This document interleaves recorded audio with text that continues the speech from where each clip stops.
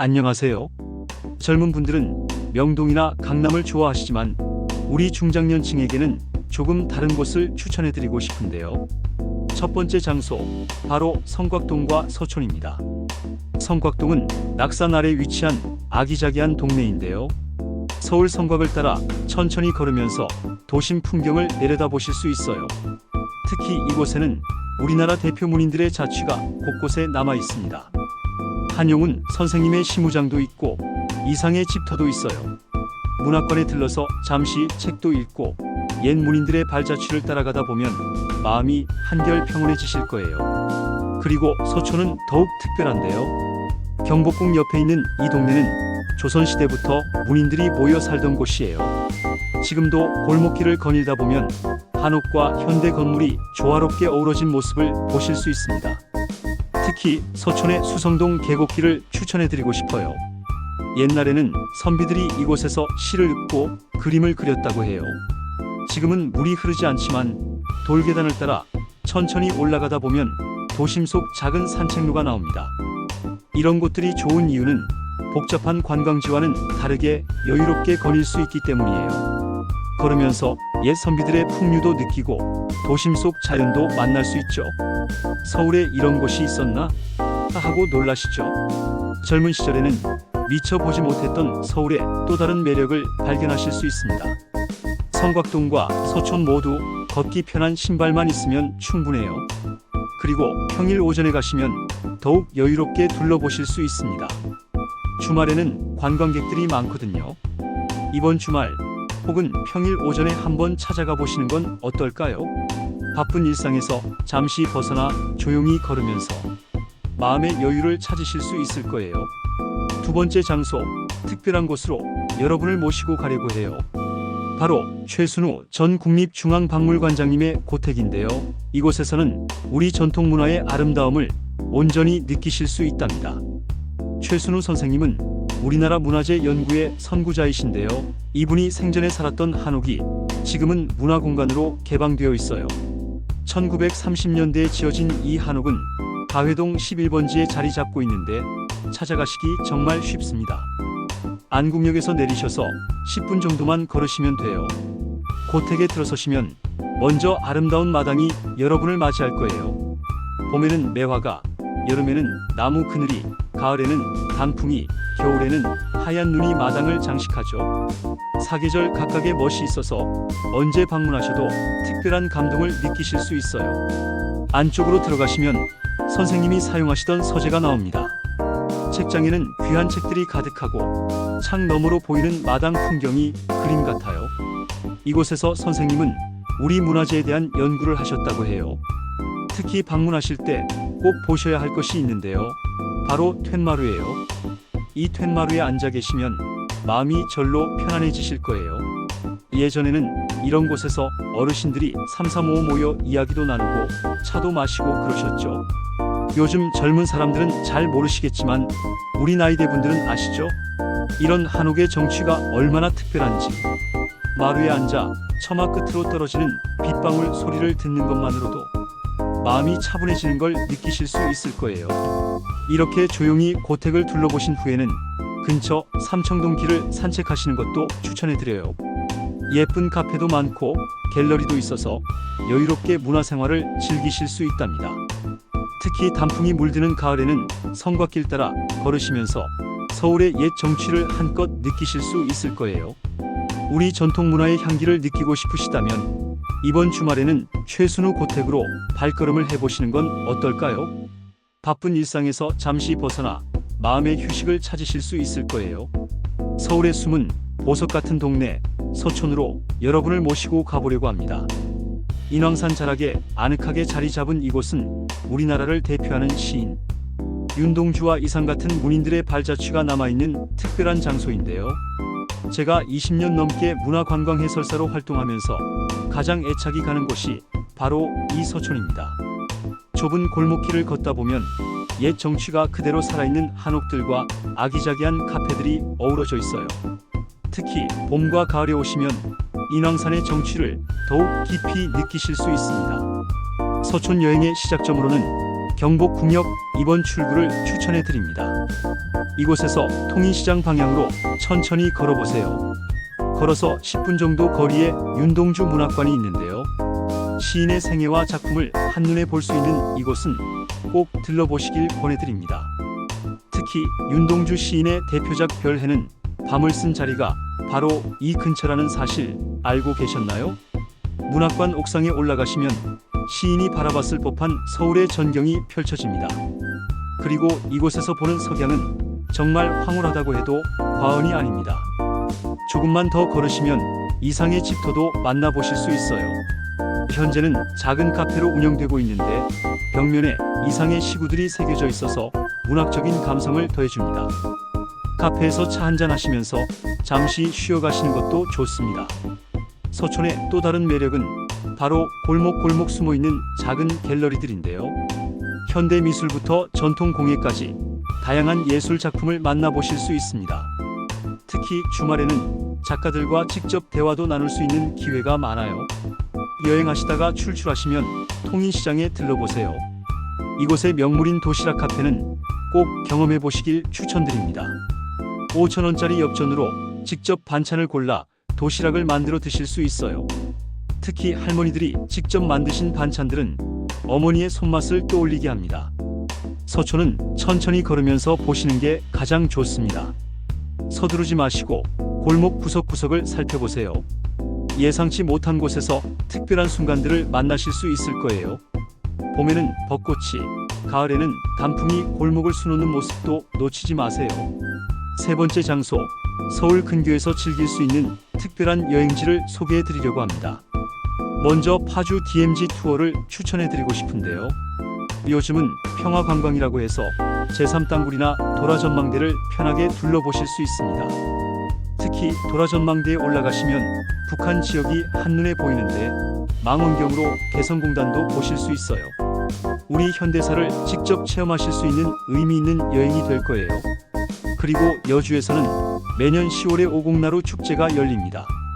여주 쌀이 유명하다는 건 다들 아시죠? 축제 기간에는 전통 농경 문화도 체험하실 수 있고 새참도 드실 수 있어요. 특히 여주 영릉에서는 세종대왕과 소원왕후의 이야기도 들으실 수 있습니다. 네 번째 장소, 가평은 아시는 분들도 많으실 텐데요.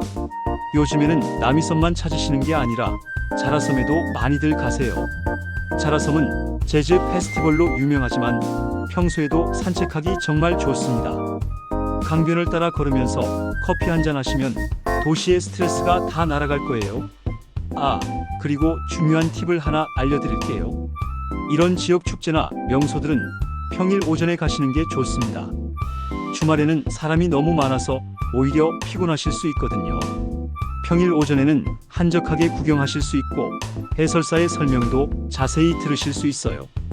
교통편도 걱정 마세요. 요즘은 대부분의 관광지에 시티투어 버스가 다녀요. 예를 들어 파주 시티투어는 서울역에서 출발하는데 편하게 앉아서 가실 수 있습니다. 버스 안에서 문화관광 해설사의 설명도 들으실 수 있고요. 날씨가 좋은 평일 하루 이렇게 가까운 곳으로 떠나보시는 건 어떨까요? 복잡한 준비 필요 없이 가벼운 마음으로 다녀오실 수 있답니다. 특히 봄이나 가을에는 산과 강이 정말 아름답거든요. 여행이 끝나고 돌아오실 때는 몸도 마음도 한결 가벼워지실 거예요. 여행의 즐거움과 편안함을 좌우하는 것은 바로 준비물입니다. 많은 분들이 여행 가서 이걸 챙겨올 걸 하고 후회하시는데요. 오늘은 제가 20년 문화관광 해설사로 일하면서 모은 여행 필수품 체크리스트를 알려드리겠습니다. 가장 먼저 챙기실 것은 계절에 상관없이 꼭 필요한 자외선 차단입니다. 모자와 선글라스는 기본이에요. 요즘은 자외선이 사계절 내내 강하거든요. 특히 햇빛에 민감하신 분들은 자외선 차단제도 꼭 챙기세요. 두 번째는 수분 공급을 위한 생수입니다.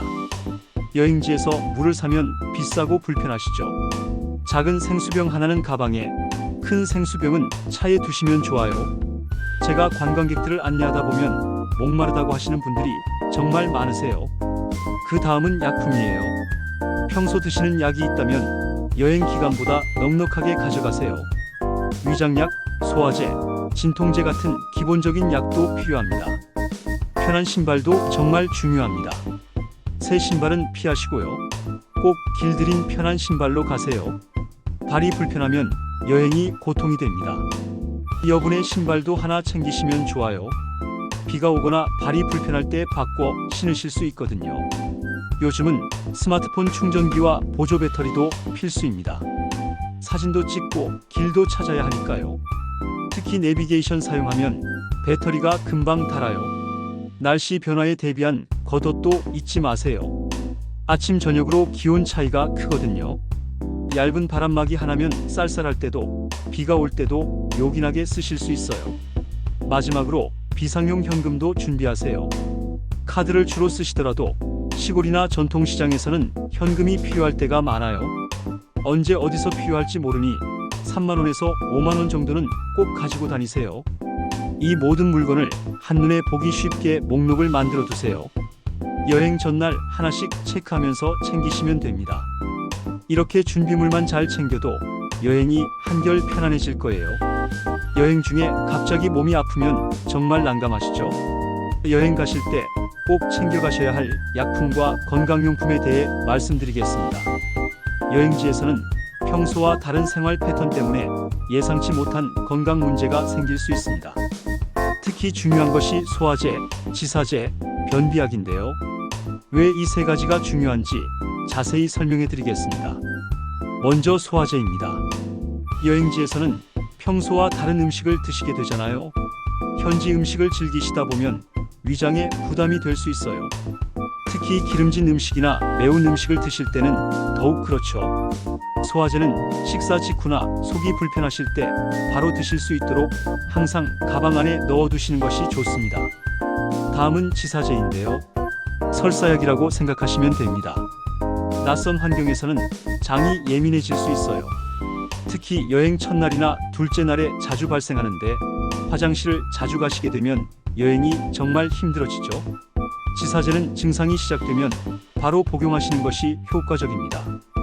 그리고 의외로 많은 분들이 겪으시는 게 변비예요. 평소에는 괜찮으신 분들도 여행 중에는 화장실이 익숙하지 않아서 또는 활동량이 달라져서 변비가 생기실 수 있습니다. 변비약은 취침 전에 드시면 다음날 아침에 효과를 보실 수 있어요. 이 세 가지 약품 외에도 반창고와 소독약은 필수입니다. 여행지에서 걷다가 발이 벗겨지거나 작은 상처가 생길 수 있거든요. 또 평소 드시는 만성질환약이 있으시다면 여행 기간보다 이틀 정도 더 넉넉히 챙기시는 것이 안전합니다. 그리고 요즘처럼 일교차가 큰 계절에는 비상약으로 해열제도 챙기시면 좋아요. 갑자기 감기 기운이 있거나 열이 날 때 바로 대처하실 수 있거든요. 마지막으로 드리고 싶은 말씀은 약을 챙기실 때는 반드시 약봉지나 설명서도 함께 가져가시라는 거예요. 어떤 약인지 헷갈리실 수 있고 복용법이나 주의사항을 다시 확인하실 때 필요하거든요. 이렇게 약품들을 작은 파우치에 넣어서 관리하시면 편합니다. 그리고 여행 전에 미리 약품들을 점검해 보세요. 유통기한이 지난 약은 효과가 없을 수 있으니까요. 건강한 여행 되시길 바랍니다. 이번엔 여행 전 꼭 알아두셔야 할 스마트한 정보 수집 방법을 알려드리려고 해요. 여행의 즐거움이 2배가 되는 비결은 바로 철저한 사전 준비에 있습니다. 특히 요즘처럼 디지털 시대에는 스마트하게 준비하실 수 있어요. 가장 먼저 해보실 것은 지역 관광 홈페이지 방문입니다. 요즘은 각 지자체마다 정말 잘 만든 관광 홈페이지가 있어요. 예를 들어 경주시 문화관광 홈페이지에 가보시면 무료로 다운받을 수 있는 관광 지도와 안내 책자가 정말 많습니다. 특히 관광 지도는 출발하기 전에 미리 다운받아 두시는 게 좋아요. 현지에 가서 와이파이를 찾느라 고생하시거나 데이터 요금이 많이 나오는 걸 방지할 수 있거든요. 스마트폰에 지도 하나만 있어도 길 잃을 걱정 없습니다. 두 번째로는 관광지 무료 해설 신청을 미리 해두시는 게 좋습니다. 대부분의 유명 관광지에서는 문화관광 해설사의 무료 해설 서비스를 제공하고 있어요. 그런데 당일 현장에서 신청하면 이미 예약이 다 차 있는 경우가 많죠. 최소 3일 전에는 미리 예약해 두시는 게 좋습니다. 세 번째는 지역 축제나 행사 일정을 확인하는 거예요. 때로는 우연히 멋진 축제를 만나는 것도 좋지만 축제 기간에는 숙소 가격도 오르고 사람도 많이 붐비거든요. 미리 알고 준비하시면 이런 상황에 더 잘 대처하실 수 있습니다. 그리고 요즘 정말 좋은 게 있는데요. 각 지역 관광 홈페이지에서 무료 여행 상담 서비스를 제공합니다. 여행 코스나 식당 추천도 받으실 수 있고요. 저희 같은 현지 문화관광 해설사들이 직접 답변을 달아드리니까 정말 믿을만하죠. 마지막으로 한 가지 팁을 더 드리자면 관광지 입장권도 미리 온라인으로 예매하시는 게 좋아요. 요즘은 현장 구매보다 온라인 예매가 할인도 더 많이 받을 수 있거든요. 경주 불국사만 해도 온라인으로 사시면 20% 할인을 받으실 수 있답니다. 이렇게 스마트하게 준비하시면 여행이 훨씬 더 즐거워질 거예요. 여행은 설레는 마음으로 떠나되 준비는 철저하게 하시는 게 좋습니다. 안녕하세요.